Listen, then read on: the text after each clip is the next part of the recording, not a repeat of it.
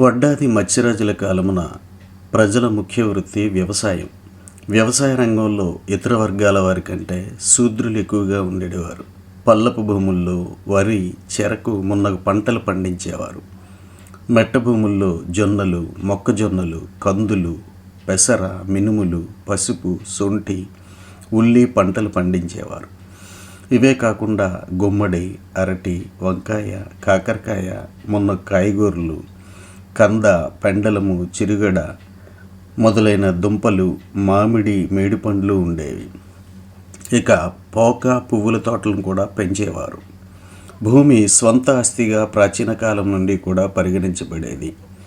వడ్డాది మత్స్యరాజుల కాలం నందు వ్యవసాయం చేయ భూములపై యాజమాన్యం అనేక రకాలుగా ఉండేది.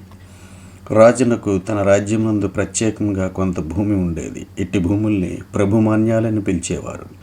ఈ భూములను వ్యవసాయదారులు దున్నేవారు. వీటి నుండి ఫలసాయంను రాజు పరివారంకు ఆహారంగా వినియోగించేవారు. కొన్ని భూములు విడివిడిగా వ్యక్తుల చేతుల్లో ఉండేవి. వాటిపై వారికే సర్వ హక్కులు ఉండేవి.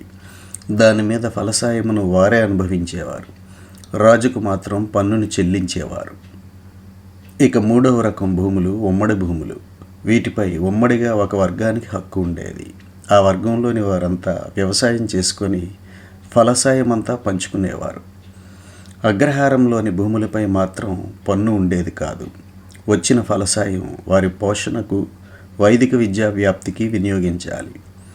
అలాగే దేవాలయాలకు ఇచ్చిన మాన్యములలో వ్యవసాయం చేయించి వచ్చిన ఫలసాయంతో భగవంతునికి ధూప, దీప నైవేద్యముల కొరకు ఉపయోగించాలి. అలాగే పచ్చిక భూములన్నీ ప్రభుత్వ ఆధీనంలో ఉండేవి.